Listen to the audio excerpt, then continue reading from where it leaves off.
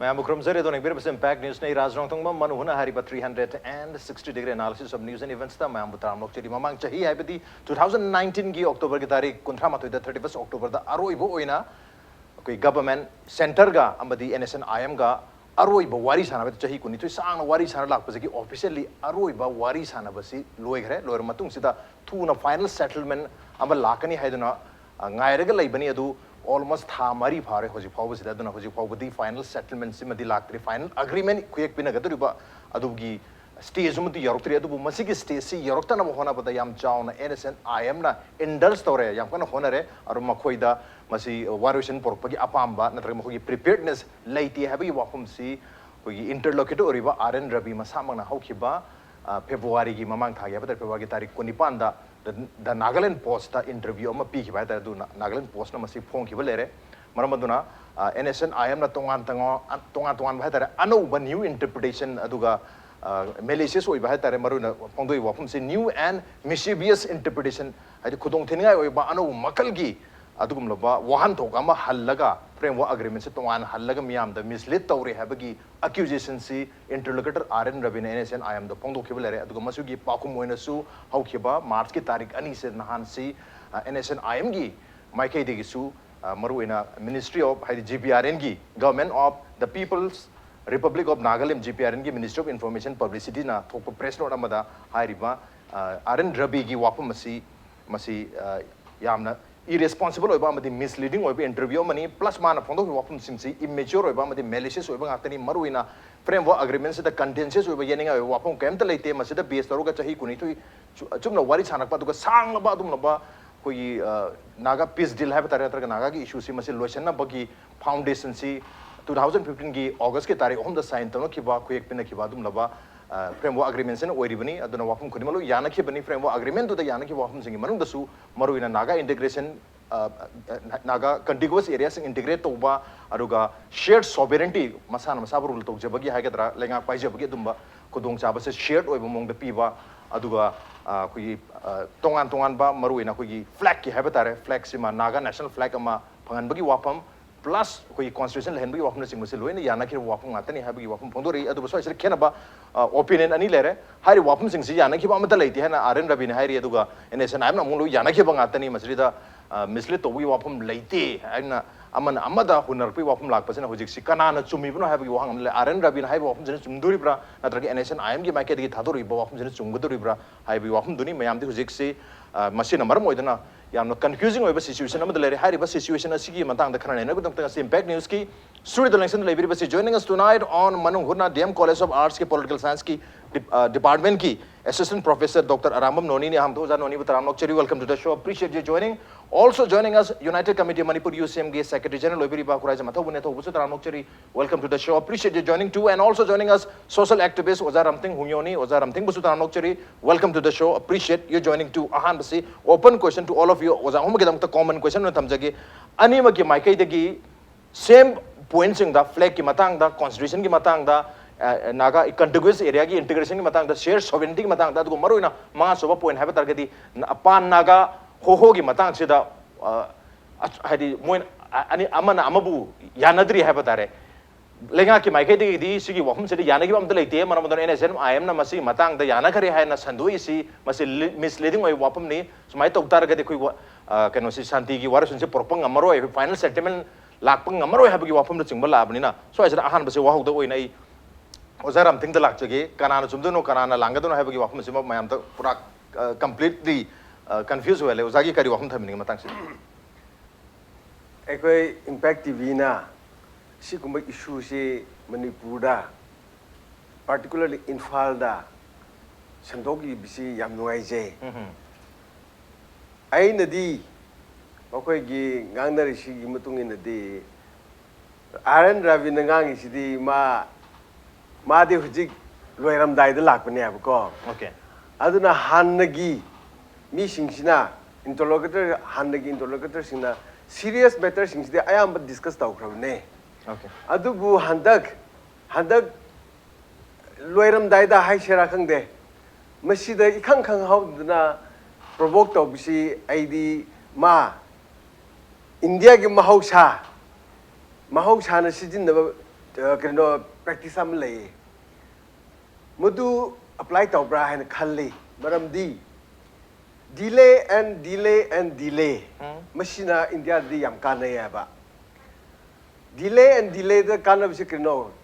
Isaac Sushi re hard ko ga tani ko Isaac Sushi re adigi khaplang Sushi re ado hojik di lady she moi ba khan ngai re ba moi ba shu pagwe kui ro hojik di aduna mashi shigra shunu haina plan do mudu the shin ma le haina delay and tactics se RN Ravi di thorak panga tani aina ceasefire to se ceasefire have say when two countries are in war using force don't do ekoi NSCN da war declare to ko ai phaubuna aeroplane paira ga bomb thab do we have an NSCN da bomb thab se ai agang we ngai da as du bomb thador ra han jet plane paira budo mudu we have muduna NSCN budi state ani we low have muduga between two entities have say mudu gi mamang the governments of India and governments of NSCN have never makoi ceasefire the inari bi se mudu erdi hojik talk to shu why not you take government as a nation and Naga as another nations aduga between the two parties have never go between two entities have say entities have sidi iseng na taseng tungan ba jati bu have never aduna mudune aduna handaki thora isidi RN Ravi na shanabani RN Ravi na shanabse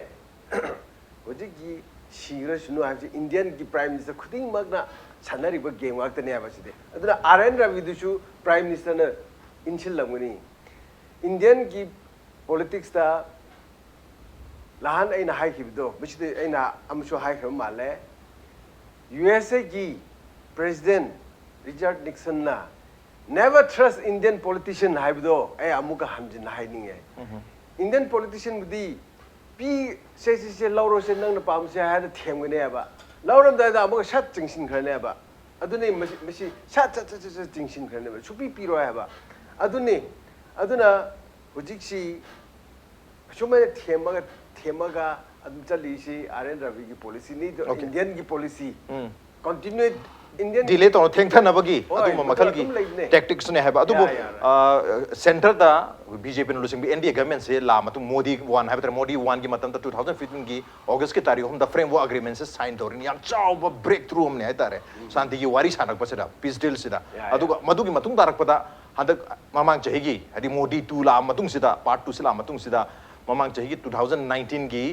October ki tarikh 38 sida aroi boina final talk se loi khrne adu so achoba breakthrough mo khrani sigi yam chawna expedite or thu na tawba pamba adi center ke mai kai dagi hai riba peace process se yam thu na loisan pamba thu na settlement pamba gi mong di adum action na sum ulai hetar hoji phawbana adu bu hojik se final resolution lam dai sida final settlement se lam se sida tonga tonga wafum sandu e maru oina koi gi framework agreement sida koi na flag ki matang da constitution ki matang da natraga shared sovereignty ki matang da natraga integration ki matang da natraga Naga as separate entity ki matang da wafam amata phongdok ki ba leite pan ba leite framework agreement da ya nagri se nakal ani mang na haidna RN Ravi na mayek seng na thamli lenga ki maket yam tu na expedite to pa mi yam tu na resolution haidi final settlement da yobo pa mi but NSNIM is delaying thengal is NSNIM ne hand discharge to ri sai sida actually the go right shini recognizes the framework recognizes that the Naga's issue is political and therefore implying that it is not the internal law and order issued in India. Okay. RN Ravi ka NSN ka talk to risi constitution ka flag ashe hanadigi India na mag proposal pishin meda mudu shi yaw khaba proposal pishin 2006 tara 5 tara adu do wer male mudu pishin meda yaw khab porni aduga mudu gi mutung da NSCN gi ceasefire kuding da se AICC da ceasefire jo shoi taw na gi mutung da makhoi na kari data kari ngang na bra chu loi lai ri gonda aduna maside di repeatedly hanjan na palla ba political solution ni political kino issue ni hai na ko Okay. maduni amduna handagi flag sidi ai identity du nga kya di flag later di kri nga kani ai identity du nga kya di state ni na madu the constitution later di kri nga kani hoji Jammu and Kashmir tawri du ni na Okay. lahan makhai di India na flag ka tungale constitution tungale ba constitution flag si Indian ki constitution su yaw di na tungana thame ba do handak di sat khibdu ki makhoi lana muk so hawi wa ne ko aduna akhoi naga gi su flag hek yaw du da Okay. kari change la gadra have do khang ba di hoje akhoi customary law na practice tawri Nagaland da land gi makhad leiba mathak da leiba minerals loin bang Nagaland gi ne haina pi re madusu shat khrani do aduga lohong ba gi law aduga village land administration gi law everything si Nagaland da free when pi handle tawre madu loi shat khrani aduga ko Manipur da su Arunachal da su Assam da su Naga leibum pham da akhoi customary law si chatla ro ha ba Okay. madu da ne ma ne akhoi Naga ge identity si tham ta re ha di constitution yaw di ya roi hai na aduga constitution si da freedom certain freedom category di yaw ne ba ko madu nang ya ne du ya ne madu di Indian gi di ya ne ha ba yaw ra ka ne ba madu na madu yaw makhoi ceasefire talk da madu gi tamang Okay. Flag amadi Firal amadi constitution si yamna maru oi national identity Naga national identity ama legi hai target ani si mathuk ta hai ne dubo ko gi NSN IM na thadrok patang tang ani gi March ani gi si sida sudum pali atai issue mayam sidi loina yana kheba ngata ni khone wari sana matam da only flag ki matang da di contentious ori se adu khaktani flag khaktani atai di loi yana gre abi wapum ni marabaduna nakal ani makta gi wapum se tholai yana gi di haba ma yana yi haun RN Ravi hai namta yana gi balai ti hai ri aduga NSN IM no phondori na yana gi balai hai marabaduna si tholai bu wapum si khoi kamai ni yeng bai ai atho badalak chage masi delaying tactics ne na amana amada de dum maral sinare masi mamang da su khoi tongwan tongwan na chayeng to ba haidana media da sumba information tholaga miyam gi kari reaction legi adu measure to bugi tactic amani zo dum hainai adu handaki matang side kari haibini gi nakal ani maktagi amana amada charge tawnari yan handa rasuziki hariba media da nakal ani maktagi statement tholaga confusion nama thohali base masi thon bagi main factor si koini yengjabada sagi moina 2015 da sign tawna ki ba framework of agreement se masi transparent oi ki da ba haiga da masi miyam da disclose taw ki da ba sigi Yes. adugi mangjabane masi disclose tawning dri si india government tawning ki da bra natraga signatory oi ba NSN IM na tawning ki da bra tasina madu matam du da public oi thom ba taraga di ngasi moi masen hayawi yaude na ngangnari se ngangnam du su yayin khale number 1 arna masi miyam gi apun ba lebak tu da lei ba lebak miyam gi damuta sangjalak pa thabak amabu ekoina secret pact ama oina agreement ne hairaga loan sum to chat pa se sigi mangjaba si ngasi ekoi tholai sine number 1 factor adum lele atopa mana ekoi ngasi mo so koi sida nainari ba koi mari hairasi Manipur gi miyam hairasi Nagaland gi miyam micham miyam singse ngasi bauda ekoi khange haire hariba mayam sin nainari ba se ekoi na tawri sidi we are just guessing ekoi ji amam madam ma abane actually we really don't know what is it going on changjali po se karino tawnari se ekoi kaim khangde madu kaim khangda ba ekoi miyam si speculations da assumptions da mana uba mi yeng du da si oiram be adu di si oigani ana paraga sum maraga chadaba ngakta ne ba wadaram thingsu mana haibiri ba sing si su magi oiba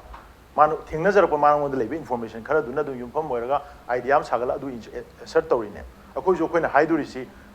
assumption ne si oibi ai en speculation ama tawri ne ana speculation si mayam tawbu kanda ekoi gi manipur miyam na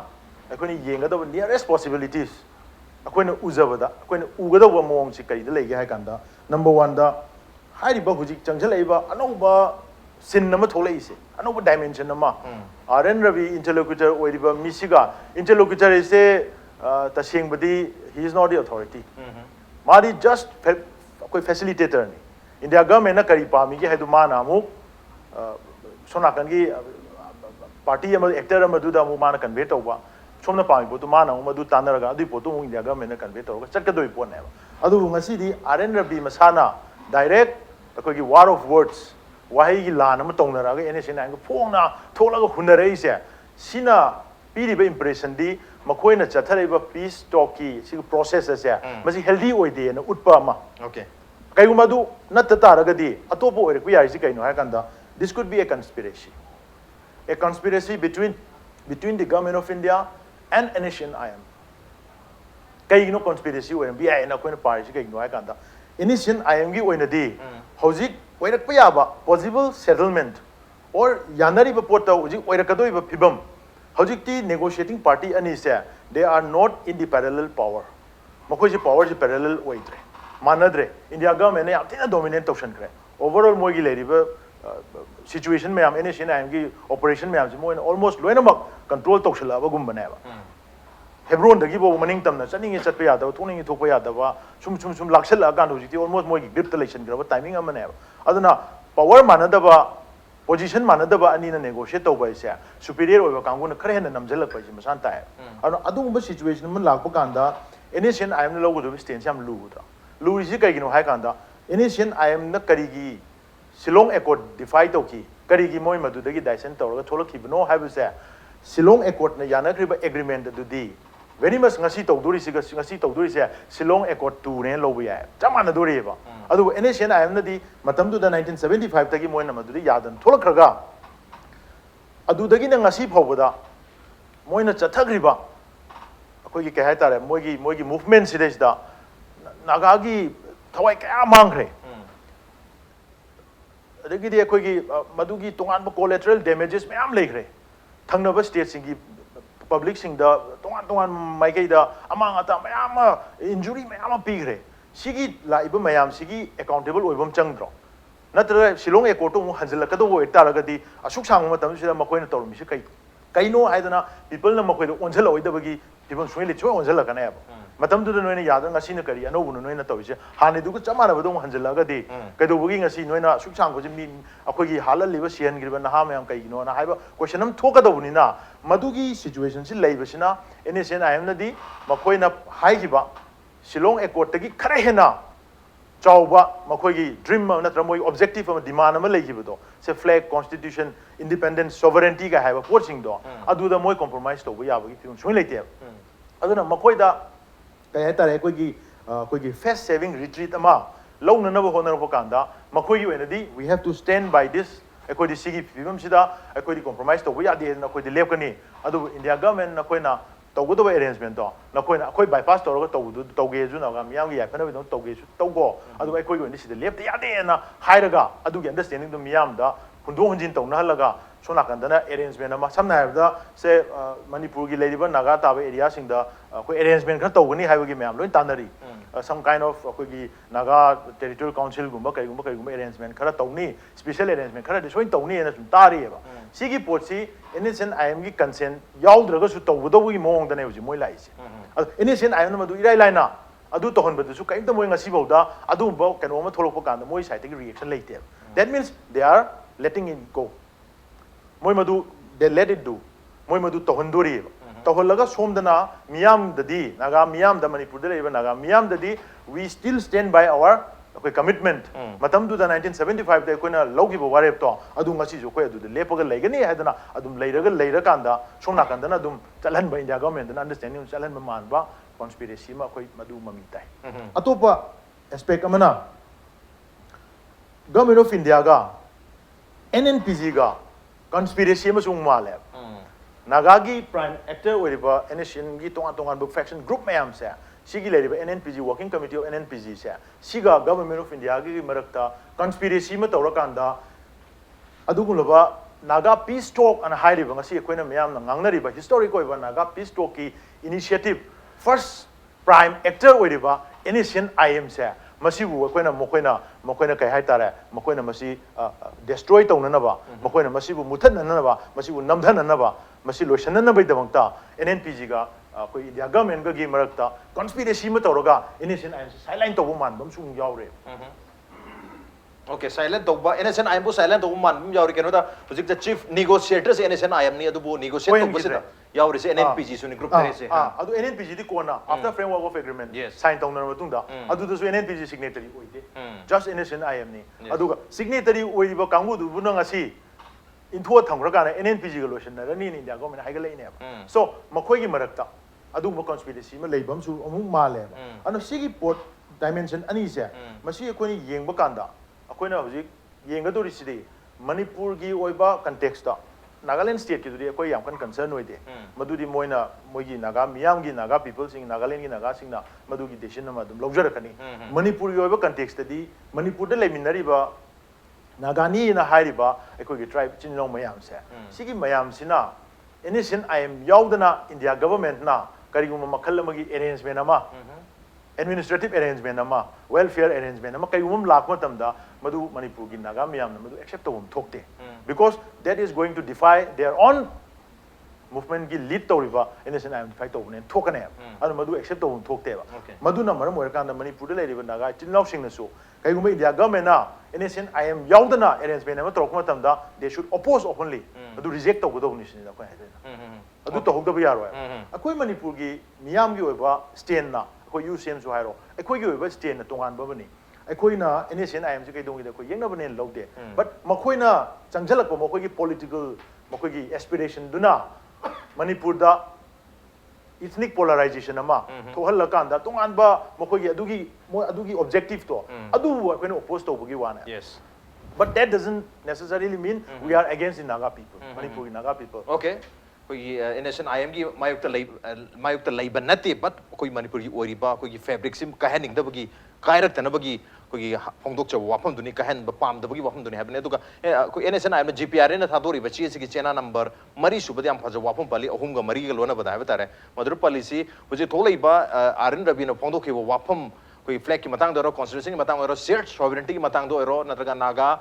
pan ho gi matang do hai wafam mayam sing asi natraga naga contiguous area integration ki matang do masi kaino do yaugi de koi framework agreement da yaugi de na phongdori wafam si masi makhata na confusion thok tanu ge damak ta page number 5 ta clearly pali framework agreement can be published in the public domain da masi publish tok hen pharani for a realistic assessment and conclusion of the issue lairi issue mayam se masi gi waru shenam porokna baduga he na mayek seng na masi examine to bu yanu ge damakta hair framework agreement se public domain da thambana bu hen pharani na tragadi to na framework agreement da yaugi de na government na hire kani habi wafum si sidi am phajana pali so transparency am NSN IM gi makai de amadi u phangi adu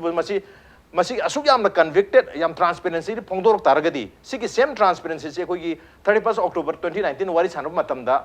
lei gidaba jala maduda yana gre breakthrough phangre harga hojik masi gi wapam yam se loi yana gi aina phongdorok matamda RN rabi na yana gi de na mo harak taragadi 31st October gi breakthrough do kari da phangino habi question dum de laktore ai oja noni de lakse kari habi ni ꯑꯩꯈꯣꯏꯒꯤ 1997ꯗꯒꯤ ꯉꯁꯤ ꯐꯥꯎꯕꯗ ꯆꯠꯊꯔꯛꯏꯕ piece ꯄ꯭ꯔꯣꯁꯦꯁꯀꯤ train ꯑꯁꯤ ꯈꯔ ꯊꯦꯡꯖꯤꯜꯂꯕ ꯃꯇꯝꯗꯒꯤꯗꯤ ꯌꯥꯝꯅ complex ꯑꯣꯏꯔꯛꯈ꯭ꯔꯦ ꯍꯥꯏꯇꯥꯔꯦ ꯃꯁꯤ ꯀꯣꯝꯄ꯭ꯂꯦꯛꯁꯤꯇꯤꯁꯤ ꯑꯊꯧꯕꯅꯗꯤ ꯃꯥꯅ ꯀꯣꯟꯁꯄꯤꯔꯦꯁꯤ ꯍꯥꯏꯕ ꯂꯣꯟ ꯑꯃ ꯁꯤꯖꯤꯟꯅꯩ ꯃꯁꯤ ꯀꯣꯝꯄ꯭ꯂꯦꯛꯁꯤꯇꯤ ꯑꯁꯤ ꯂꯨꯔꯤꯕꯒꯤ ꯃꯥꯏꯊꯣꯡ ꯑꯁꯤ ꯀꯔꯤꯒꯤꯅꯣ ꯍꯥꯏ ꯇꯥꯔꯒꯗꯤ NSN IMꯒꯤ ꯅꯦꯆꯔ ꯑꯣꯐ ꯗꯤꯃꯥꯟꯁꯤꯒ ꯃꯔꯤ ꯂꯩꯅ ꯌꯦꯡꯐꯝ ꯊꯣꯛꯏ ꯑꯩꯈꯣꯏꯅ ꯁꯨꯝ ꯅꯍꯥꯟꯋꯥꯏ 31st Octoberꯗꯒꯤ ꯍꯧꯔꯒ ꯉꯁꯤ ꯐꯥꯎꯕꯗꯤ ꯌꯥꯝ ꯀꯟꯅ ꯑꯦꯛꯇꯤꯚꯂꯤ ꯑꯃꯁꯨꯡ ꯑꯗꯨꯒꯤ ꯃꯃꯥꯡꯗ ꯑꯩꯈꯣꯏꯅ ꯄꯤꯁ ꯄ꯭ꯔꯣꯁꯦꯁꯀꯤ ꯃꯇꯥꯡꯗ ꯑꯩꯈꯣꯏꯅ ꯄꯦꯅꯦꯂꯤꯁ ꯃꯌꯥꯝꯅ ꯈꯟꯅ ꯅꯩꯅꯕꯁꯤ ꯌꯥꯝ ꯀꯟꯅ ꯑꯩꯈꯣꯏꯁꯨ ꯌꯥꯎꯔꯒ ꯂꯥꯛꯑꯦ ꯃꯁꯤꯗ ꯑꯩꯈꯣꯏꯅ ꯍꯥꯟꯅꯗꯒꯤ ꯁꯨꯝ ꯑꯩ ꯏꯁꯥꯃꯛꯀꯤ ꯑꯣꯏꯅ ꯆꯤꯡꯅꯔꯒ ꯂꯥꯛꯈꯤꯕꯁꯤ ꯐ꯭ꯔꯦꯝꯋꯥꯔꯛ ꯑꯦꯒ꯭ꯔꯤꯃꯦꯟꯗ ꯄꯨꯊꯣꯔꯛꯏꯕ ꯑꯩꯈꯣꯏꯒꯤ ꯔꯤꯄꯣꯔꯠꯁꯤꯡꯁꯤ ꯀꯌꯥꯃꯨꯛ ꯌꯥꯝꯅ ꯄꯣꯁꯤꯕꯜ ꯑꯣꯏꯕꯅꯣ ꯍꯥꯏꯕꯁꯤ ꯑꯗꯨꯝ ꯈꯜꯂꯒ ꯂꯥꯛꯈꯤꯕ ꯋꯥꯍꯪ ꯑꯃꯅꯤ ꯍꯥꯏꯇꯥꯔꯦ ꯃꯁꯤ ꯑꯩꯅ ꯍꯥꯟꯅ ꯊꯥ 4-5 ꯃꯃꯥꯡꯗ ꯑꯣꯄꯤꯅꯤꯌꯟ ꯄꯤꯖꯕꯗꯁꯨ ꯑꯩꯗꯤ ꯗꯥꯎꯠ ꯑꯃ ꯑꯗꯨꯝ ꯂꯩꯌꯦꯅ ꯍꯥꯏꯖꯈꯤꯕꯅꯤ ꯑꯗꯣ ꯃꯗꯨꯒꯤ ꯗꯥꯎꯠꯇꯨ ꯉꯁꯤꯁꯨ ꯑꯗꯨꯃꯛ ꯈꯔ ꯂꯩꯔꯦ ꯀꯔꯤꯒꯤꯅꯣ ꯍꯥꯏ ꯇꯥꯔꯒꯗꯤ ꯍꯧꯖꯤꯛ NSN IMꯒꯤ framework agreement da makhoi na thamluba thajaba asigi completely opposite ta hojik si government of India stand lai hai tare adabu hojik hayeng si NSN GPRN sina framework agreement si public domain da publish tawre in lor si athoba antro ja ko masidai sida dimension of peace to change so ngam do man de aina khanbada kari gino hai ta de position of RN Rabi na thadore RN Rabi na palliba mayam se masi RN Rabi khakna panmane lobai mohta PMO de lakpane ne lohum thoe kari gino hai the framework agreement si Europe matam de PMO si yam active work khre aduga RN Rabi si only spokesperson ama khaktane aduna aina khanjabada ꯍꯧꯖꯤꯛ ꯂꯥꯛꯏꯕ train ꯑꯁꯤ NSCN IM ꯄꯔꯁꯄꯦꯛꯇꯤꯚꯇꯒꯤꯗꯤ ꯑꯐꯕꯗꯤ ꯅꯠꯇ꯭ꯔꯦ ꯑꯗꯣ ꯑꯩꯅ ꯁꯨꯝ ꯈꯟꯖꯕꯗ NSCN IMꯒꯤ ꯄꯔꯁꯄꯦꯛꯇꯤꯚꯇꯒꯤꯗꯤ ꯑꯐꯕ ꯑꯣꯏꯗ꯭ꯔꯦ ꯇꯧꯏꯒꯨꯝꯕꯁꯨꯡ ꯅꯥꯒꯥꯂꯦꯟꯒꯤ ꯄꯔꯁꯄꯦꯛꯇꯤꯚꯇꯒꯤꯗꯤ ꯑꯩꯅ ꯈꯟꯕꯗ ꯃꯈꯣꯏꯁꯤ ꯃꯤꯖꯣꯔꯥꯝꯒꯤ ꯗꯥꯏꯔꯦꯛꯁꯟꯗ ꯆꯠꯂꯤ ꯍꯥꯏꯅ ꯂꯧꯏ Okay. ꯃꯤꯖꯣꯔꯥꯝꯒꯤ ꯗꯥꯏꯔꯦꯛꯁꯟꯗ ꯆꯠꯂꯤ ꯍꯥꯏꯅ ꯂꯧꯏ ꯍꯥꯏꯕ ꯇꯥꯔꯒꯗꯤ ꯀꯔꯤꯒꯨꯝꯕ ꯉꯁꯤꯒꯤ ꯐ꯭ꯔꯦꯝꯋꯔꯛ ꯑꯦꯒ꯭ꯔꯤꯃꯦꯟꯒꯤ ꯕꯦꯁꯤꯁꯇ ꯄꯤꯁ ꯄ꯭ꯔꯣꯁꯦꯁꯁꯦ ꯀꯟꯀ꯭ꯂꯨꯗ ꯇꯧꯕ ꯇꯥꯔꯒꯗꯤ ꯃꯁꯤ ꯅꯥꯒꯥꯂꯦꯟꯗ ꯂꯩꯇꯕ ꯅꯥꯒꯥꯁꯤꯡꯒꯤ ꯋꯥꯐꯝꯗꯤ ꯀꯌꯥ ꯌꯥꯎꯔꯔꯣꯏ ꯍꯥꯏꯕꯁꯤ ꯏꯃꯦꯖ ꯑꯃ ꯑꯩꯈꯣꯏ ꯎꯕ ꯐꯪꯉꯦꯕ ꯑꯗꯨ ꯑꯣꯏꯔꯒꯗꯤ NNPGꯅ ꯏꯟꯇꯔꯦꯁ ꯂꯩꯔꯤꯁꯦ ꯀꯗꯥꯏꯗꯅꯣ ꯍꯥꯏꯅ ꯑꯩꯅ ꯌꯦꯡꯖꯕꯗꯗꯤ ꯃꯈꯣꯏꯅ ꯎꯔꯤꯁꯤ ꯃꯤꯖꯣꯔꯥꯝ ꯑꯦꯖ ꯔꯣꯜ ꯃꯣꯗꯦꯜ ꯄꯤꯁꯁꯤ ꯈꯤꯇꯪ ꯗ꯭ꯌꯨꯔꯦꯕꯜ ꯑꯣꯏꯅ ꯂꯧꯅꯔꯤꯕ ꯃꯤꯖꯣꯔꯥꯝꯁꯤꯒꯤ ꯃꯣꯗꯦꯜꯁꯤ ꯆꯪꯉꯛꯄ ꯃꯥꯜꯂꯤ ꯐꯣꯔ ꯑꯦꯛꯖꯥꯝꯄꯜ ꯃꯤꯖꯣꯔꯥꯝꯅ 371G ꯐꯪꯈꯤꯕ ꯑꯗꯨꯃꯥꯏꯅ ꯑꯣꯜꯔꯦꯗꯤ ꯅꯥꯒꯥꯂꯦꯟꯗ 371A ꯁꯤ ꯉꯟꯅ 62 ꯑꯗꯨꯋꯥꯏꯗ ꯂꯣꯏꯈ꯭ꯔꯕꯅꯦ ꯍꯥꯏꯔꯤꯕ ꯑꯗꯣ ꯍꯧꯖꯤꯛ ꯑꯣꯖꯥ ꯔꯥꯝꯊꯤꯟ ꯉꯁꯥꯏ ꯍꯥꯏꯕꯤꯕꯗꯣ ꯑꯣꯖꯥ ꯔꯥꯝꯊꯤꯟꯒꯤ ꯐꯤꯌꯔꯗꯨꯁꯨ ꯑꯩ ꯑꯦꯛꯅꯣꯂꯦꯖ ꯇꯧꯏ ꯃꯗꯨꯗꯤ 371Aꯗ ꯄꯤꯔꯤꯕ ꯃꯤꯅꯔꯦꯜ ꯔꯤꯁꯣꯔꯁꯦꯁꯀꯤ ꯃꯇꯥꯡꯗ ꯂꯣ ꯐ꯭ꯔꯦꯝ ꯇꯧꯕꯁꯦ ꯅꯥꯒꯥꯂꯦꯟꯗ ꯇꯧꯕ ꯉꯝꯒꯅꯤꯅ ꯍꯥꯏꯔꯝꯕꯁꯦ ꯃꯁꯤ ꯒꯚꯔꯟꯃꯦꯟꯠ ꯑꯣꯐ ꯏꯟꯗꯤꯌꯥꯅ ꯚꯥꯏꯑꯣꯂꯦꯠ ꯇꯧꯈ꯭ꯔꯦ ꯃꯔꯛꯇ Okay. ꯃꯁꯤ ꯍꯧꯖꯤꯛ ꯑꯗꯨꯅ ꯍꯧꯖꯤꯛꯁꯤ ꯄꯤꯁ ꯄ꯭ꯔꯣꯁꯦꯁꯀꯤ ꯗꯥꯏꯃꯦꯟꯁꯟꯁꯤ NNPGꯅꯁꯨ ꯈꯪꯉꯝꯒꯗꯕꯁꯤ ꯂꯥꯔꯖꯔ ꯑꯣꯏꯕ ꯀꯥ ꯍꯦꯟꯕ ꯄꯣꯂꯤꯇꯤꯀꯦꯜ ꯑꯣꯇꯣꯅꯣꯃꯤꯗꯤ ꯇꯥꯜꯂꯛꯀꯗꯧ ꯃꯥꯟꯗꯦ ꯑꯗꯨꯒꯤ ꯃꯍꯨꯠꯇ ꯀꯣꯟꯁꯇꯤꯇ꯭ꯌꯨꯁꯅꯦꯜ ꯃꯦꯀꯥꯅꯤꯖꯝꯁꯤꯡꯁꯦ ꯁꯤꯖꯤꯟꯅꯔꯒ ꯗꯦꯕꯂꯞꯃꯦꯟꯇꯦꯜ ꯗꯥꯏꯅꯥꯃꯤꯛꯁ ꯑꯃꯗ ꯄꯨꯔꯛꯀꯗꯧ ꯃꯥꯜꯂꯦ ꯄꯤꯁ ꯄ꯭ꯔꯣꯁꯦꯁ ꯑꯗꯨꯅꯅꯦ ꯑꯩꯅ ꯃꯤꯖꯣꯔꯥꯝ ꯗꯥꯏꯅꯥꯃꯤꯛꯁ ꯍꯥꯏꯁꯦ ꯃꯤꯖꯣꯔꯥꯝꯒꯤ ꯋꯦ ꯑꯃ ꯅꯥꯒꯥꯂꯦꯟꯗ ꯆꯠꯅꯕ ꯁꯦꯝ ꯁꯥꯔꯤ ꯑꯗꯨꯒꯤꯗꯃꯛꯇ NSCN IMꯒꯤ ꯏꯟꯇꯔꯦꯁ ꯑꯁꯤ ꯇꯉꯥꯏ ꯐꯗꯅ ꯑꯩꯈꯣꯏ ꯁꯥꯏꯠꯂꯥꯏꯟ ꯇꯧꯗꯕ ꯌꯥꯗꯕ ꯑꯃ NNPGꯗ ꯐꯥꯎꯔꯝꯒꯅꯤꯅ ꯈꯜꯂꯤ ꯀꯔꯤꯒꯤꯅꯣ ꯍꯥꯏꯕ ꯇꯥꯔꯒꯗꯤ ꯅꯥꯒꯥꯂꯦꯟꯒꯤ ꯄꯣꯂꯤꯇꯤꯛꯁꯇꯗꯤ ꯍꯧꯖꯤꯛ ꯌꯥꯝ ꯀꯟꯁꯣꯂꯤꯗꯦꯁꯟ ꯑꯃ ꯂꯩꯊꯣꯛꯈ꯭ꯔꯦꯕ ꯀꯟꯁꯣꯂꯤꯗꯦꯁꯟꯁꯤ ꯀꯩꯅꯣ ꯍꯥꯏ ꯀꯥꯟꯗ ꯋꯤꯗꯤꯟ ꯗ ꯀꯣꯟꯁꯇꯤꯇ꯭ꯌꯨꯁꯟ ꯉꯁꯥꯏ ꯑꯊꯧꯕꯅ ꯄꯣꯏꯟ ꯑꯃ ꯄꯟꯈꯤꯕꯗ ꯄꯤꯛꯑꯞ ꯇꯧꯕ ꯌꯥꯏ ꯈꯨꯗꯝ ꯑꯣꯏꯅ 1975ꯗ ꯇꯧꯈꯤꯕ ꯁꯤꯂꯣꯡ ꯑꯦꯀꯣꯔꯗꯁꯤꯗ ꯌꯥꯎꯕꯁꯤ ꯄꯣꯏꯟ ꯑꯅꯤꯅꯦꯕ ꯑꯩꯈꯣꯏꯁꯤ ꯚꯥꯏꯂꯦꯟꯁ ꯔꯤꯅꯥꯎꯟꯁ ꯇꯧꯔꯅꯤ ꯍꯥꯏꯕ ꯑꯃꯒ ꯚꯥꯏꯂꯦꯟꯁ ꯁꯤꯖꯤꯟꯅꯔꯔꯣꯏ ꯍꯥꯏꯕꯁꯤꯃꯒ ꯑꯗꯨꯒ ꯑꯅꯤꯁꯨꯕꯗ ꯏꯟꯗꯤꯌꯟ ꯀꯣꯟꯁꯇꯤꯇ꯭ꯌꯨꯁꯟꯗ ꯑꯩꯈꯣꯏ ꯑꯦꯛꯁꯦꯞ ꯇꯧꯔꯅꯤ ꯍꯥꯏꯕꯁꯤꯃ ꯑꯗꯨꯕꯨ 1997ꯗ ꯂꯥꯛꯈꯤꯕ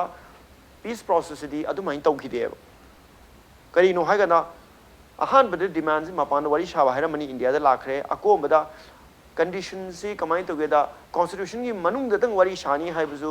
ꯑꯣꯏꯔꯣꯏ ꯍꯥꯏꯕꯒꯤ ꯗꯥꯏꯃꯦꯟꯁꯟ ꯑꯃꯗ ꯆꯪꯉꯝꯕꯅꯦꯕ ꯑꯗꯨꯒ ꯁꯨꯝ ꯆꯪꯁꯤꯜꯂꯛꯑꯀꯥꯟꯗ ꯐ꯭ꯔꯦꯝꯋꯔꯛ ꯑꯦꯒ꯭ꯔꯤꯃꯦꯟꯠ ꯂꯥꯛꯈ꯭ꯔ ꯃꯇꯨꯡꯗꯗꯤ ꯑꯩꯈꯣꯏ ꯏꯟꯗꯤꯌꯥꯒꯤ ꯃꯅꯨꯡꯁꯤꯗ NSCN IMꯅ ꯗ꯭ꯔꯤꯝ ꯇꯧꯔꯤꯁꯤ ꯁꯤꯌꯔꯠ ꯁꯣꯚꯔꯦꯟꯇꯤ ꯐ꯭ꯂꯦꯛ ꯀꯣꯟꯁꯇꯤꯇ꯭ꯌꯨꯁꯟ ꯑꯦꯟ ꯋꯤ ꯋꯔ ꯀ꯭ꯋꯥꯏꯠ ꯁꯔꯄ꯭ꯔꯥꯏꯁ ꯏꯟꯗꯤꯌꯥꯒꯤ ꯀꯣꯟꯁꯇꯤꯇ꯭ꯌꯨꯁꯟꯒꯤ ꯃꯅꯨꯡꯗ ꯋꯥꯔꯤ ꯁꯥꯕ ꯄ꯭ꯔꯣꯁꯦꯁ ꯑꯃꯗ ꯀꯔꯝ ꯍꯥꯏꯅ ꯁꯤꯒꯤ ꯃꯣꯗꯦꯜꯁꯤꯡꯁꯤ ꯏꯅꯤꯁꯤꯌꯦꯠ ꯇꯧꯔꯛꯀꯗꯣꯏꯅꯦꯁꯤ ꯃꯔꯨꯑꯣꯏꯅ ꯁꯦꯝ ꯃꯟꯠꯀꯤ ꯑꯗꯨꯗ ꯑꯩꯈꯣꯏꯅ ꯎꯈ꯭ꯔꯦ ꯖꯃꯨ ꯑꯦꯟ ꯀश्मीꯔꯒꯤ ꯁ꯭ꯇꯦꯠ ꯑꯁꯤ ꯆꯠꯈꯤꯕꯁꯤ ꯑꯗꯣ ꯑꯅꯤꯁꯤꯒꯤ ꯀꯝꯄ꯭ꯂꯤꯠ ꯁꯥꯔꯞ ꯀꯣꯟꯇ꯭ꯔꯗꯤꯛꯁꯟ ꯑꯃ ꯂꯩꯔꯤꯉꯩꯁꯤꯗ ꯅꯥꯒꯥꯂꯦꯟꯒꯤ ꯏꯍꯧ NSCN IMꯒꯤ ꯏꯍꯧꯁꯤꯗ ꯕꯦꯁ ꯇꯧꯔꯒ ꯑꯗꯨꯗꯒꯤ ꯍꯦꯟꯅ ꯆꯥꯎꯕ ꯑꯦꯛꯁꯄꯤꯔꯤꯌꯦꯟꯁ ꯑꯃ ꯏꯟꯗꯤꯌꯥ ꯒꯚꯔꯟꯃꯦꯟꯠꯅ ꯇꯧꯔꯛꯀꯅꯤ ꯍꯥꯏꯕꯁꯦ ꯏꯠ ꯏꯁ ꯔꯤꯌꯦꯂꯤꯁꯇꯤꯀꯦꯂꯤ ꯏꯝꯄꯣꯁꯤꯕꯜ ꯑꯗꯨ ꯑꯣꯏꯔꯒꯗꯤ NSCN IMꯅ ꯃꯁꯤꯒꯤ ꯁ꯭ꯄꯦꯀꯨꯂꯦꯁꯟ ꯇꯧꯕ ꯉꯝꯗ꯭ꯔꯤꯕꯁꯤ ꯀꯔꯤꯒꯤꯅꯣ ꯁꯤꯅꯤ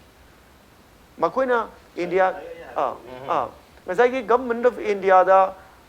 ꯃꯈꯣꯏꯅ ꯊꯝꯃꯨꯕ ꯇ꯭ꯔꯁ ꯑꯁꯤꯒꯤ ꯃꯈꯣꯏ ꯑꯣꯟ ꯀꯦꯜꯀꯨꯂꯦꯁꯟ ꯂꯩꯇꯕ ꯖꯥꯠ ꯑꯁꯤꯅꯤ ꯑꯗꯨ ꯑꯣꯏꯇꯥꯔꯗꯤ 22 ꯏꯌꯔꯁꯤꯗ NSCN IMꯅ ꯊꯥꯗꯈꯤꯕ ꯑꯦꯅꯔꯖꯤꯁꯤ ꯑꯃꯔꯣꯝꯗ ꯀꯝꯄ꯭ꯂꯤꯠ ꯋꯦꯁꯠ ꯑꯣꯏꯗꯣꯔꯤꯕ ꯑꯗꯨ ꯑꯣꯏꯔꯗꯤ ꯀꯩꯗꯧꯔꯅꯤ ꯍꯧꯖꯤꯛ ꯀꯣꯟꯐ꯭ꯂꯤꯛ ꯃꯦꯅꯦꯖꯃꯦꯟꯠ ꯑꯣꯏꯔꯤꯗꯣꯔꯤꯕ꯭ꯔꯥ ꯀꯣꯟꯐ꯭ꯂꯤꯛ ꯔꯦꯖꯣꯂꯨꯁꯟ ꯑꯣꯏꯗꯣꯔꯤꯕ꯭ꯔꯥ ꯍꯥꯏꯕ क्वेश्चन ꯑꯃ ꯂꯥꯛꯑꯦꯕ ꯁꯣ ꯂꯥꯁꯠ 22 ꯏꯌꯔꯁꯇ ꯍꯣꯠꯅꯈꯤꯕꯁꯤ ꯀꯔꯤ ꯑꯣꯏꯔꯝꯃꯒꯦ ꯍꯥꯏ ꯇꯥꯔꯗꯤ ꯀꯣꯟꯐ꯭ꯂꯤꯛꯁꯦ ꯃꯦꯅꯦꯖ ꯇꯧ ꯊꯝꯕ ꯑꯣꯏ ꯂꯩꯔꯝꯃꯦꯕ ꯕꯠ ꯑꯜꯇꯤꯃꯦꯠꯂꯤ ꯀꯣꯟꯐ꯭ꯂꯤꯛ ꯔꯦꯖꯣꯂꯨꯁꯟꯁꯤꯗꯤ ꯑꯩꯈꯣꯏ ꯍꯧꯖꯤꯛꯁꯤ ꯎꯕ ꯉꯝꯃꯛꯇ꯭ꯔꯦꯕ ꯀꯩꯅꯣ ꯍꯥꯏꯗꯤ ꯅꯥꯒꯥꯂꯦꯟꯗ ꯇꯧꯗꯣꯏꯁꯤ 371Aꯗ ꯀ꯭ꯂꯣꯖ ꯈꯔ ꯍꯥꯞꯆꯤꯜꯂꯛꯀꯅꯤ ꯂꯦꯖꯤꯁꯂꯦꯇꯤꯚ ꯀꯥꯎꯟꯁꯤꯜ ꯑꯃ ꯂꯩꯔꯅꯤ ꯍꯥꯏꯔꯦꯅ ꯈꯜꯂꯣ ꯗꯤꯂꯤꯃꯤꯇꯦꯁꯟ ꯇꯧꯔꯒ MLA MP ꯃꯁꯤꯡ ꯈꯔ ꯍꯦꯟꯒꯠꯍꯜꯂꯅꯤ ꯍꯥꯏꯔꯣ ꯑꯗꯣꯝꯗ ꯑꯣꯏꯅ ꯆꯠꯈꯤꯗꯧꯔꯦꯕ ꯅꯥꯒꯥꯂꯦꯟꯒꯤꯗꯤ ꯁꯣ ꯅꯥꯒꯥꯂꯦꯟ ꯀꯦꯁꯁꯤꯃꯗꯤ ꯔꯨꯜ ꯑꯥꯎꯠ ꯇꯧꯔꯁꯤ ꯃꯇꯝ ꯈꯔꯒꯤ ꯂꯩꯔꯤꯕ ꯋꯥꯐꯝꯗ NSCN IMꯒꯤꯅꯤ ꯑꯗꯣ ꯑꯩꯅ ꯉꯁꯥꯏ ꯍꯧꯔꯛꯄꯗꯒꯤ ꯍꯥꯏꯖꯕ NSCN IMꯅ ꯉꯁꯤ ꯊꯦꯡꯅꯔꯤꯕ ꯑꯋꯥꯕꯁꯤ ꯀꯔꯤꯒꯤꯅꯣ ꯍꯥꯏꯕ ꯇꯥꯔꯒꯗꯤ ꯃꯥꯒꯤ ꯅꯦꯆꯔ ꯑꯣꯐ ꯗꯤꯃꯥꯟꯁꯤꯅꯅꯦ ꯂꯧꯋꯦꯕ ꯈꯨꯗꯝ ꯑꯣꯏꯅ ꯍꯥꯏꯔꯀꯥꯟꯗ NSCN IMꯅ ꯀꯟꯅ ꯂꯥꯁꯠ 22 ꯏꯌꯔꯁꯇ ꯄꯣꯄꯨꯂꯔꯥꯏꯖ ꯇꯧꯕ ꯀꯣꯟꯁꯦꯞꯁꯤ ꯀꯩꯅꯣꯗ ꯅꯦꯕꯔꯍꯨꯗꯀꯤ ꯀꯣꯟꯁꯦꯞꯁꯤꯅꯦꯕ Meiteis are our good neighbor, Ahomias are our good neighbor, and Kukis are our good neighbor have a concept of peace process sagatpane. Masigi neighborhood ki concept is sagatpa iro and homeland ki conceptions inkalapane. Karam homeland Naga exclusive of homeland ama. Kari problem to edada. How's it? High even Naga exclusive of homeland ki utopia haigadra, concept haigadra, dream haigadra, machine maram organ the political translation toge kanjada framework agreement the mamitana honorapane. Kudamana territorial integration to put territorial integration to put opposite state ahum zinamaru and yam can yele Arunachal ne Manipur Assam ne. Other our government of India is now feeling the hit.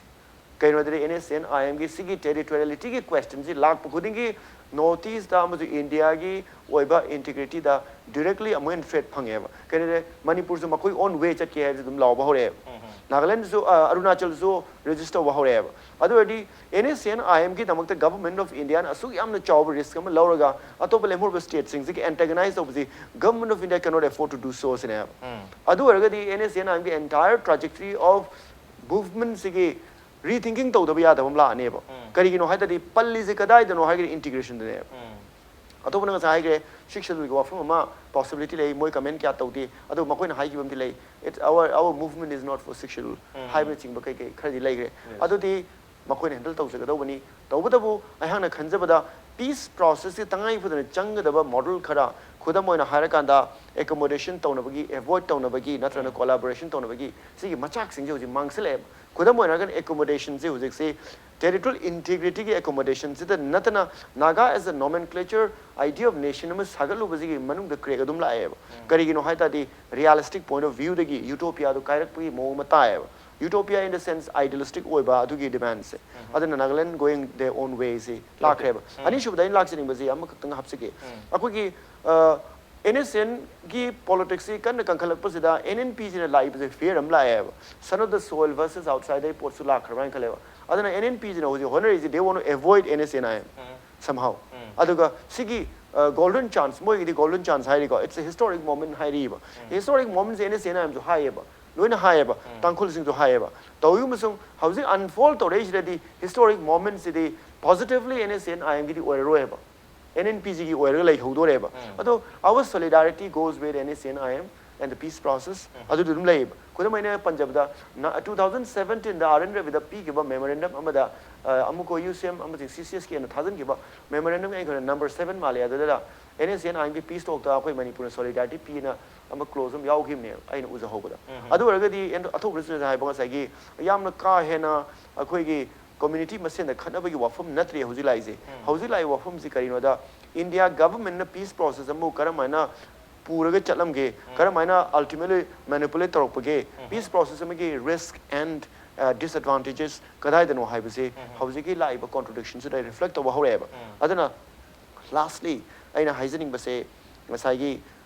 RN Ravi ki statement ji aina khanjabada di hauki ba chahi ani sada ma ki statement ji consistent sungoi oi di haitare consistent oi da basi masai conspiracy ba launch sina consistent oi da basi deliberate oi ngodo male because he knows things very well adabo sigi deliberate oi ba inconsistent oi ba political statement sings ya peace process ki di mirror amane ba ado hauji aina last na haijening is sigi round sigi na peace process ki frame of agreement 3rd August 2015 ze mapanda published tawrabasu tawdrabasu aina khanbada largely the perspective of government of India cannot be changed I think they are very determined not to really engage with NSN okay lenga ki maroina center gi oiba perspective miyang sididi ahong balak tong mandi habani framework agreement si miyang gi public domain da phongdok da khangan batar ga su thoidong na change lak tong mandi maroina yam कोई state अहुम अरुणाचल प्रदेश असम मणिपुर कोई Naga contiguous area पुनसन यादबगी strong reaction लेबनी पुनसन यारोद तारग alternative करी लेगे ममांग 6 शेड्यूल की मखादा कोई ऑटोनोमस काउंसिल चिंब लेंखटपगी वाफम चिंब फोंदोखिब लेबनीना कोई within the ambit of the कॉन्स्टिट्यूशनसी कोई सेंटर ना तब पामी अदुबु nature of demand NSN IM की नेचर ऑफ डिमांड सिदी मसिदी within the ambit of Indian constitution दी ओइदबनीना अदा आइदो the differences of perspective of yam chaun ubu phange madugi adubu hariba difference khena basi masigi khena basi 31st October phawba sita karam haina loisel odri no have yam chaw hom dune 31st October gi matung da sum makhal ge statement sing nakal ani dagi lak pasida miyam da question se makhan makhani hangi si adubu anima ki intention di aduma clear obe mali center gi su clear oire adu NSN IM gi su aduma ti clear oire aduna confusion si thon ngai di leiti adubu confusion thokba targeti resolution si settlement se karamba karai waida lakada gi haibaduni ase koi NNPG khataga lakadru haibu wafum sum leire aduga RN Ravi na pondrok wafum the last line the irakpasi government of India cannot wait indefinitely if someone willfully chooses to delay it by frequently changing the goal post toina magi goal post change tawraga masi koi wari sanari base delay tawno hona targeti government na kui na indefinitely matam koktan ngai du ngamoy habi wafum ni adon ngai ba ngamga da kangwa habi NNPG ka koi loisalani koi settlement taroni habi indirect meaning so da chapa mali on the no brem tarojage brem tamson jerke impact is meaning tarno lebi welcome back to English base manu hunani 360-degree analysis of news and events with me Rajrong Thongbam manu hunata ngasi khana jerme basi hokibo October ki tarikh 13 2019 da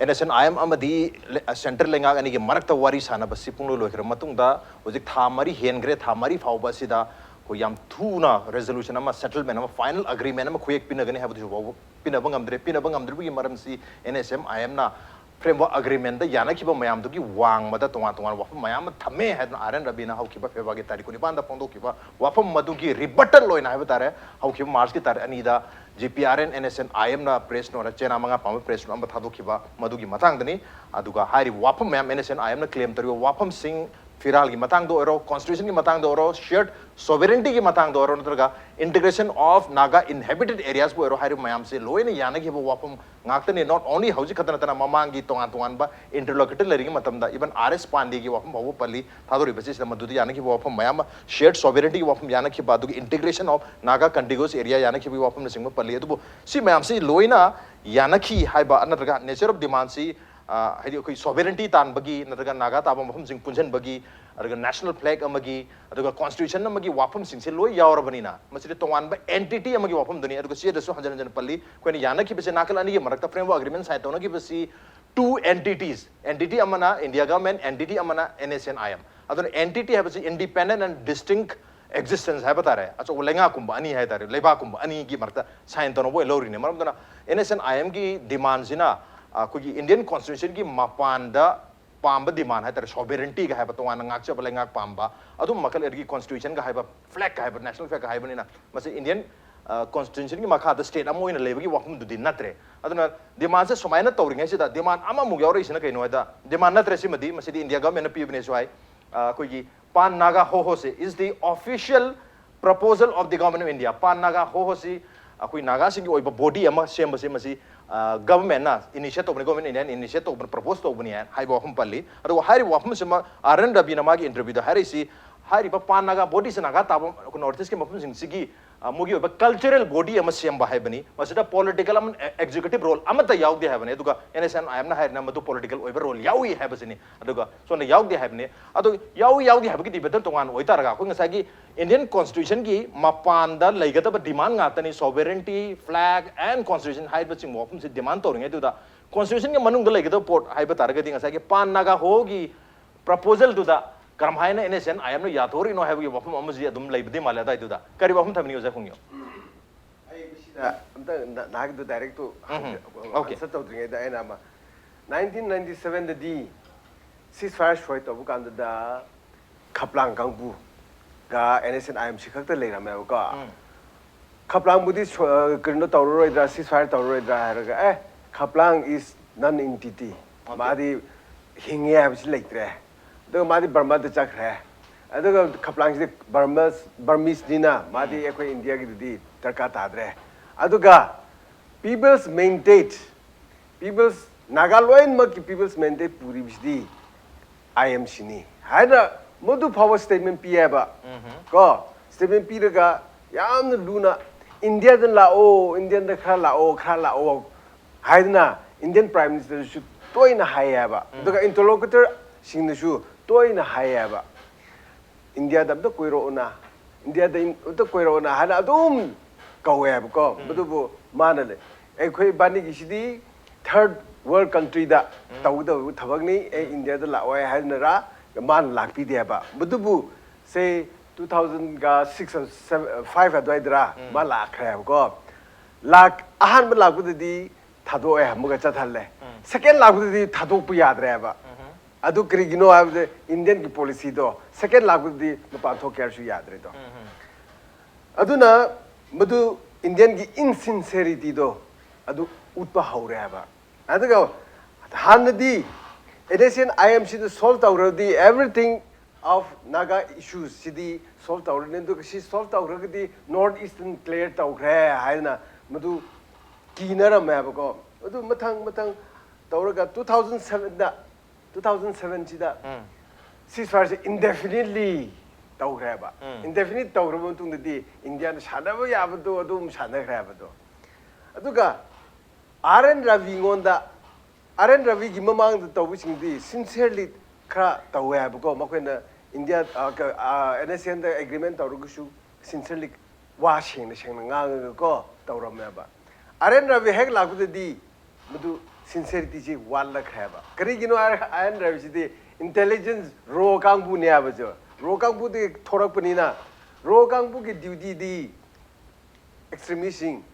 internal problem laibising aduga foreign ge khutin missing misi gi sida karamai tawraga thugaigidra karamai tawraga misi group si tungshin nagadra haba madu kumagi the training lawraba mi ne aba aduna karamai na mabu innocent I am na yabno haji ai huji pa ta bangamdri adu ngarang governor in chakhi dai di yam harau rab ne aba oh misi nupa si deal taw yam lubu nupa ni chakrai phare mabu amuka interlocutor taw hon ko and I message pau thab ne madu anyway madu di ay am tharjabagi wane aduna madu ne do okay aduga hojiki unique haibisidi 2010 da 2010 sida Indian ki proposal do Indian ki proposal mayam do pikhalle ba NSN I am bushu madu da shu flag and constitution sidi India ki da shu recognize tawba haina yawe ba yes Indian the proposal pikhat ni ko NSN ki proposal nate Indian the pikhat da shu madu yawe ba adu yawraga ngashidi framework agreement madu yaude ada yaude framework agreement sidi detail ibam tu yaude detail ibam tu yaude ndordi RN Ravina framework agreement su yaude flag su yaude adu integration su yaude haina haibsidi masidi magi insincerity PMOs ki insincerity tu takpi wane ba aduna misi kumisidi aidi babani ki solution je pak taw kero hojiksu either NSN chakragera tokragera or India di aikoi ceasefire tokre had the shuhai hiram di adubu huji wagidab de natre adubu hariba sangna laiba negotiation wari sana baje oja masagi flag ki matang du wero center na propose torpane haibu wero natraga NSN am na propose to gibabu wero ani se loi yaw lai taraga so ko ki pan naga hogi proposal amma pan naga di negotiate torku matam di ari pan naga ho hai sidi Indian constitution ki makha da naga inhabited area me am se ki cultural body amma same maduni natraga political body amma political oire khala se adu su Indian constitution ki ambit manung lai duini adum ba idea amma da yaru ya thora banina ya thok taraga di karam haina ngasagi national flag ki karam haina constitution ki karam haina कोई sovereignty की वाफम दो coexist हो गया तो सुमु याद हो ना है वाफम दो ना अमना within the ambit Amna outside the ambit of constitution अनि कमायनी याद हो ना है बच्चों होजी के outside the constituency have the India की तो totally outside नते okay outside नते Indian की constitution शु याव बा नागा की तो शु okay terms गनो clause आने हम याव रगा शेंग बदब ने बा totally outside नते है बा okay तो ना होजी की नागा हो है सिदी Avakher Hairishko. okay Avakher na Bangkok ta Naga ho hosi puraga Shoy taweba. Okay. Mayam gimamang shoy tawuniko. Madu krigino arga Pan Naga ho hosi legni hana madu shoy tawuneba. Madu gimatungina India the shoe Kangre. Adu gimatungina proposal to show dum lakpuneba. Madu bakay politics yawra. okay Social organization hype di detail talk to the quick hang there ba mudu na kari da talk to ra hype khang de do pan naga ho shi di legini na naga mother su yaw re naga human right body su yaw re naga ho su yaw re NSF su yaw re okay ndu human no ba koi ato to su okay Bangkok de pura ga choi taw ne okay okay matang ai athob lag sarge ngasai ki pan naga ho gi matang sida hai batare siga adu ngasai uja noni na su ko gi RN Rabi gi statement si consistent oi de have gi hom ju pondok ko consistent oi de gi matang lu mamang da mayam discussion budi taw gre adu so sida consistent oi bi ab idea hai di internal oi ba tare directly loi manadra ga so internally khitang manab man be area tar ga di uji pondok wa phum sida maru na pan naga ho body gi se koi cultural body khatne masida cultural and masida koi political and executive ki role kem to yaw di habi wafum si phongdore masina takpadi masi koi ngasai gi कहता है 6 schedule न सिंग थमक Pamba अदुम मयाम हाइतारे Indian constitution मनुंगदा अखोई CC तोरगनी हाना ममांगदा claim तौगिबा ngalera amasi claim tawi ngalera si mu claim tawi na koina mamang dusu discussion mayam taw kare adugi line dadi hypet lakko male handa ki RN Rabi wahum ado ai dudadi kitang consistent oibadi malikari wahum thambini ꯄꯥꯟꯅꯒ ꯍꯣꯒꯤ ꯃꯇꯥꯡꯁꯤ ꯃꯔꯤ ꯂꯩꯅꯅ ꯄꯥꯟꯅꯒ ꯍꯣꯒꯤ ꯃꯇꯥꯡꯁꯦ ꯎꯝ. ꯃꯁꯤ ꯌꯥꯝ ꯅꯨꯡꯉꯥꯏꯖꯥꯅꯤꯗ ꯑꯩꯈꯣꯏꯒꯤ ꯑꯣꯏꯅ ꯑꯩꯈꯣꯏ ꯑꯗꯨꯝ frequent communications with various ꯑꯩꯈꯣꯏꯒꯤ tribe ho-hos of ꯑꯩꯈꯣꯏꯒꯤ tribe council ho-ho ꯅꯥꯒꯥꯂꯦꯟꯗ ꯂꯩꯔꯤꯕꯁꯤꯡꯒꯤꯁꯨ ꯑꯩꯈꯣꯏ ꯑꯗꯨꯝ ꯄꯥꯎ ꯐꯥꯎꯅꯩ ꯋꯥꯔꯤ ꯁꯥꯟꯅꯩ Okay. ꯄꯥꯟ ꯅꯥꯒꯥ ꯍꯣꯍꯣꯁꯤ ꯀꯝꯗꯧꯒꯦ ꯍꯥꯏ ꯀꯥꯟꯗ ꯄꯥꯟ ꯅꯥꯒꯥ ꯍꯣꯍꯣꯁꯤꯗ ꯑꯃꯨꯛ ꯌꯥꯝ ꯁꯥꯊꯤꯔꯤꯁꯤ NSNIM ꯅ ꯄꯥꯟ ꯅꯥꯒꯥ ꯍꯣꯍꯣꯗ ꯄꯥꯟ ꯅꯥꯒꯥ ꯍꯣꯍꯣꯒꯤ ꯊ꯭ꯔꯨꯗ ꯄꯥꯟ ꯅꯥꯒꯥ ꯍꯣꯍꯣꯒꯤ ꯄ꯭ꯂꯦꯠꯐꯣꯝꯁꯤ ꯃꯣꯏꯅ ꯁꯤꯖꯤꯟꯅꯒꯦꯅ ꯈꯜꯂꯝꯃꯤꯕ ꯃꯣꯏꯒꯤ ꯑꯥꯏꯗꯤꯌꯥꯁꯦ ꯃꯁꯤ ꯅꯥꯒꯥꯂꯦꯟꯗ ꯂꯩꯔꯤꯕ NNPGꯒꯤ ꯒ꯭ꯔꯨꯞꯅ ꯃꯗꯨ ꯔꯤꯖꯦꯛ ꯇꯧꯋꯦꯕ ꯃꯣꯏꯅ ꯃꯗꯨꯒꯤ ꯃꯥꯒꯤ ꯍꯤꯗꯟ ꯑꯦꯖꯦꯟꯗꯥꯁꯦ ꯃꯣꯏ ꯈꯪꯉꯦꯕ ꯀꯩꯅꯣ ꯍꯥꯏ ꯀꯥꯟꯗ ꯄꯥꯟ ꯅꯥꯒꯥ ꯍꯣꯍꯣꯁꯤ ꯂꯥꯛ ꯃꯇꯝꯗꯗꯤ ꯃꯅꯤꯄꯨꯔꯗꯒꯤ ꯅꯥꯒꯥ ꯇ꯭ꯔꯥꯏꯕꯅꯦꯅ ꯔꯤꯄ꯭ꯔꯖꯦꯟ ꯇꯧꯒꯗꯣꯔꯤꯁꯦ 20 ट्राइब्सनेꯕ मिनिमम 20 ट्राइब्सनेब फ्लैग कुन पूरा चतोइनेबा नागालैंड लेरिसिना ओनली 14 ट्राइब्सनेब अदुना हेंग पान नागा होहोगी पार्लियामेंट में लाखपा कांदा और एनी स्टैट्यूटरी बॉडी में लाखपा कांदा मेजॉरिटी से मणिपुर ओइगिदोरेबा सिगी पोचे लाकांदा कमदोगे हाय कांदा आर्टिकल 371 ए से सी नागालैंड की लेरिबा नागा मियाम नागा ट्राइब मयामना नागालैंड की ओइना मखोय दिका हाय कांदा article 371 A cannot be touch at any cost Manipur की नागा वगैरह Arunachal any other Nagaland state की वांग में लेखिबा तो कांगू से एक्शन तो यारो सिग काइमता मा थेंग यारो हाइरे अना आर्टिकल 371 ए थेंद्रगदी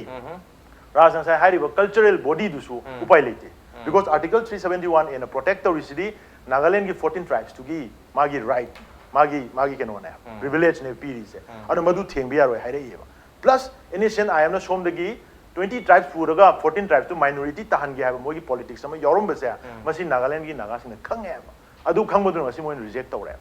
अदुना पान नागा होगी क्वेश्चन से मोइन मदु यादबनिना इंडिया गवर्नमेंट गा मोइगदी मसाइगी कॉन्स्पिरेसी मा इना साइ कॉन्स्पिरेसी नंबर 2 दो नंबर 2 दो मोइग लेनबनिना मदुगी अंडरस्टैंडिंग अम इंडिया गवर्नमेंट लेनरबनिना पान नागा हो सिदा एनी काइंड ऑफ हाइगी एग्जीक्यूटिव एंड एडमिनिस्ट्रेटिव पावर्स है मसी कइगुमता द हापी यादब से मसी अंडरस्टैंडिंग द लेथोखरे यस अदुना अदुगी केनोने बसिदा ममी तारई से अदुना अतोपा अकोनी येंगदोरिसिदी अना हाइजनिंगबदा ngसाइगी आरएनआरबी की स्टेटमेंट सिंग से मीडिया दा कोट तौरिबा पॉइंट सिंग से सि अकोइ मुन्नते येंबियोबा हानदगी अकोइ दुम हाइ इंडिया गवर्नमेंट गा अकोइ गा any kind of agreement initial गा तोक्रो अकोइ गा तौनरा फौदा एम्बिग्यूटीज याम थमेबा मोइना मदु हाइसिंगबा हेनबगिरा कइनो अकोइ खंगदेबो एम्बिग्यूटी याम थमी ओजा हुयोना हाइरि मखोइदा लेरिबा लेवल ऑफ इनसिंसियरिटी से मखोइदी रिकॉर्ड ब्रेकर ने ओके लुपा लिसिंग तरा पीबसे रास्ता चाम चपी अखोइना चाम चपी लिसिंग अमा पीबसे चाम चपी से मोइ मयांग लेबा की चनबे मापन पिरकनेबा रासना थीदना दुम हापचल चखिबदा मोइ तुमिन लेहोनेबा रासना थीरा अमा वालेबदा ओ अमा वाट प्रा है अमा दो हापकनेबा लिसिंग अम पीबदा लुपा चाम चपी तरा से सलांग पिथोएबा that's the level of insincerity for the कोई इंडियन सोसाइटी की मसी मोइ कल्चर ने अखोइना मपान पोट लेचब बिजनेस तो खंगे मसी अन अदुगी कैरेक्टर म चेन बने अन ngसाइगी डिलेइंग टैक्टिक्स तो बकांदा तोंगजरी से गवर्नमेंट ऑफ इंडिया ने एनएसएन आईएम नते ना ओजा हुयोन हाय ममदी एनएसएन आईएम की दी लीडर ओइबा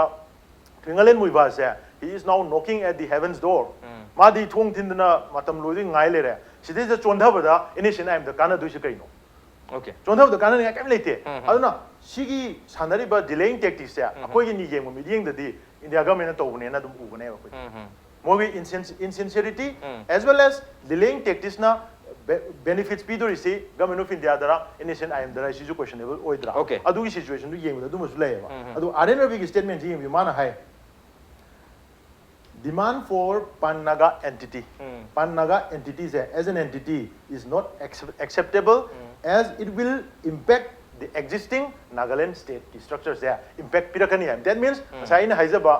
अखोई नागाई सिना आर्टिकल 371 दे से काइम थेंग बियारो हाइ से अदुनेबा पानागा हो सिना एंटिटी मोन थोरक तागदी they have to at least amend 371 A दो सेमदोसिन ख तौदी यारोएबा अदुगी इनसिक्योरिटी दि नागालैंड की नागादा लई थोखरमिना अदु थेंग बियारो हाइबे से हाइरे अदुगी वादुनी इंडिया गवर्नमेंट ngang इसे नंबर 1 अतोपा मना सिदा मगा यावरेबा फ्रेमवर्क ऑफ एग्रीमेंट दा Naga political entity has mentioned so do den RNRB na hairiba yawi ko moina mention to kai no unique Naga history city recognize to we haiba adusu with contemporary political realities haidi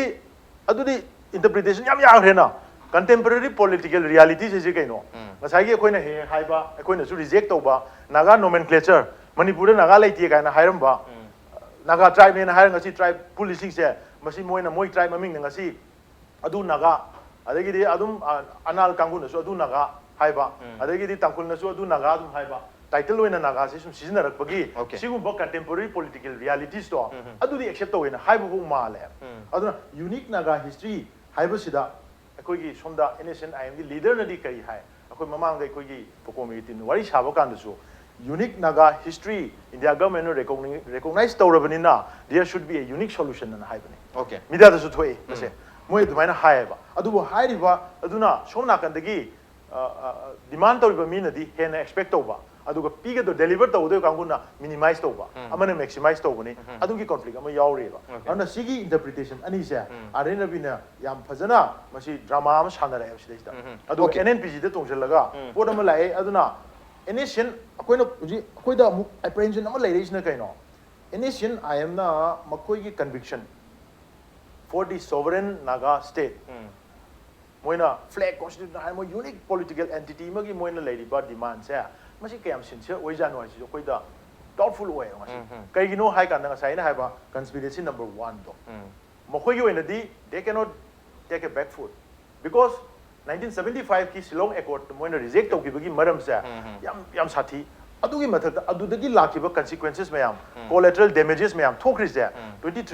30-40 years sida adona yam khre sigi lakadru sigi quantum of magi madugi responsibility ma madugi kenoma leiduri reaction ma lakaduri se masi NSN IM na properly handle to hodragadi peace process isu makoina miyam ga informed ekoi negotiations sama to horagadi madugi mayon do koi miyam su hana expect to chala bagadi naga miyam su khara khangadogni adu pura doctor thambo tawrobni na madugi kari reaction lakadage moju madugi afabadi oiroidabani na madugi fear psychosis moidu su laigane ba aduna makoi na ngasi stand tawe haigi sincerity su questionable oi ngasai ko janno ni na budi ngoda ama hai I am na madu 6 schedule ge koi demand to boleite na hairaga su somna kanda naga tribal council gi arrangement ama lagna ba ama tong matamda naga civil society organization sing na di madu moi madu push tawre ba akoi do wari sabada adu bodi yai ha ba se adum hairi ba that means moi na hairi do against the NSN I am haibu ngambagi matik ti moi da leite haibugi moi da dugi ma tholei se sinadi karigumba mutual kenoma consent namadi soidana leibadra haibagi chingna base koida lei okay mutual consent aba leibra habagi wahum done do soi sida loisala ko wahum da thamgiba hari government of India na matam kaktana dum kanaguma ma ding ngai dron leroi sum thengal liba midu ding ngai dron leroi habagi wahum ma pongdori adu thengal liba delay to risi NSN IM ne high center na diya dugamu so na mo NSN IM na center na delay to honbani hai adu center ke market desu willfully masi lotion da pambdi oidu di mandi lotion ba dim pamdu male adu only because of Nagaland ki context yenguraga NNPG ga wari sanari bisu yenguraga maroina negotiation ase ki sanglo matam ase ki negotiation se ki khwaidi ki maru oiba akoi negotiation ke party oiba NSN IM je thadu amaga NNPG ga lotion ki bisu madu pamdu di mandi center na pamdu se maroina कोई वारी सानबेर chief नेगोटिएटर की अदि तुंगाला मुइबा की party और NSN IMC का lotion बदुनी मरो इन palm दुसी अदुना centre दुसु कोइना काहेना मोय मखोगी intention से एक्सपीडाइट ओवर लोशन म पाम दे हैना लोबसु लांदो की मानला दाइ दुदा केनो तो फोंदो रे कोई नंगाइ बदि ngमोय हाइदना दुबु ngai bang ngमोय हाइ तारगसु NSN IM का लोशन बदि पाम दो माले NNPG का लोशन बदुदी मखोगी अल्टीमेट गोल सु रंदो मानदि ओजानो नि करि बखम थमिनि हम मनि खं थंबे यान मदा गवर्नमेंट ऑफ इंडिया की peace process da NSN IM yahon ningam gani amasung yahol moi haibisi aikoi benefit of doubt oina yahon ningam gani ne khalasi rajo ji haibi umaina adu wafam mani khakti yam sena in the process kai greb kai ri ahan mada kane unique history ki conception sima hoji padan thugai re sima atopa madana NSN IM as the mother of insurgency in the northeast haiba sigi nomenclature sisu oirei ba phibam jina adu matomta kai re haibi poram lai adu eragadi hojiksi government of India ki attempt si Arun Ravi ki aina sai inconsistent oi haibi si amoram dadi maha ki inconsistency consistent oi ni bo rei si consistently inconsistent kai kino haida di chang na ina experiment ma strategic oi na inconsistent oi na sana bane ba adara ngasai ngali ge reaction yeng me ba hojiti wo reaction yeng we stage lan thok kre ba because society sing si mai ki firep si loi lau thona kre ba लाउथोबा फिरेप सिंह जी लेरबा मतुंगदा CSO की meeting मा गसु तौग्रे उनबा क्याम लामे मदर ऑफ नागा सोसाइटी लाखरे को याम तौनग्रे हरिबा सो मीजिंग की पोजीशन जी होजे स्टेक होल्डर्स में पोजीशन जी वेरी वेल डिफाइंड अदुबो हौजिक लाइजे वेल डिफाइंड पोजीशन से द करमाइन गवर्नमेंट ऑफ इंडिया थांगदगे हैबदा मखोने थांगाइबो खोंथांग जी let us go beyond framework agreement हैबो कॉन्सेप्ट लाखदो माले अदन मसे राजकन पुकुरो पान नगा हो की वाफम द येनरी बसे एनएसएन आईएम की जीपीआर ने थादोक पचे द सुमाय हाय कोरम तौजिगे अखोइना पान नगा हो की वाफम से पीस प्रोसेस की फ्रेमवर्क एग्रीमेंट याने की बनी करी हने याने की अखोइ स्टैट्यूटरी बॉडी मोइन पीबा हाइदना हाइबको अदुबो जे अदुबो पॉइंट अमा पुखली याम फजबा 371 ए द लाकदब अमेंडमेंट से नागालैंड लेबा नागा सिंग न पामदबन मरम ओरगा नागा हो हो सी स्टैट्यूटरी कंडीशन अमा बॉडी अमा ओइना सेमबदी पामद्रेबा आइना अमुखने रीएम्फसाइज तौरिंग जे लाइव चेन अब जे कैन स्टैट्यूटरी हैव लॉन्च दनेबा स्टैट्यूटरी नथिंग एदि कैम तौरो है because it has no constitutional standing hack to neighbor adu oragadi mi mayam pulasu pundrasu immaterial way ba so hook ti karai lai no ga sai NSN IM na statutory hadi ain gi miyeng da masak khangbalu am ONC haibada ngasai gi adu wafam da Nagaland gi amasung Manipur gi tribe masing du yeng na matam dei asymmetric oibam leibuduna chain of slai ba ai koi matam su yam leitrabina ai nang sa haizaba U turn asi government of India na tobani हाइबसी मदी दम clear ओय अदो U turn से एनएसएन I am न tolerate तोब ngमुद्रा ngमोइद्रा हाइसि सि मखोई अप टू देम तोयम सं हाउसिक लाइबो वफम से फ्रेमवर्क एग्रीमेंट सिना foundation of Naga peace process नि हाइबसी मदी आई खमदा यादो मानती ओके सही लास्ट लाइन दो लास्ट ना हाइबो government of India cannot wait indefinitely हैव से मोइना अदुगी इंटॉलरेंस दुना लॉजिकल सॉल्यूशन में लागद्रगदी मोइना चथरिबो पीस प्रोसेस अदुगी कैनोबो करी होइदोरी okay negotiation wasted enough time resources okay हाइबदी आई लास्ट पॉइंट असिदा हप्तन बजे आई दी एनएसएन आईएम की पाम दबा से पेन दबा से government of India can afford to do it हाइबनी Okay. मैं येंगे हाइबगी मफम माले okay lairiba situation asinadi hairiba negotiation gi process asuk sana labasi endlessly amuk chatha gadra haibagi wafam duni madudi kana party ani manti pamoy adu pam du targasu hojik lairiba confronting situation asidi endless negotiation of the sanction bagi mayong dani adubu madu laktadana hekta any day masid you masid so ahong amma laga athu matamda khuyek pinare haibagi nungai ba pawse dum lakpasu yai on the road ngasi onti manu hongi thamsi mathang sa lu chinrge ngasi thamsi da oya hungyo arigi khu uza thoba amadi oza nonne lingbe to ngasi thamsi ba thawa pi kheba mapung phan bi damak ta hum pam kana tha su cheri appreciate your joining Masan ngasi manu hongi thorong ngasi edition se karam to bi ko tekhan bir pi agni ko mail id impacttvnews@gmail.com natraga ko Facebook page www.facebook.com/impacttvmanipur da join to bir ka comment am di feedback tha bir pi agni well ladies and gentlemen thank you so much for joining us from the other side of the screen until next time this is Rajnath Home signing off Kurumjari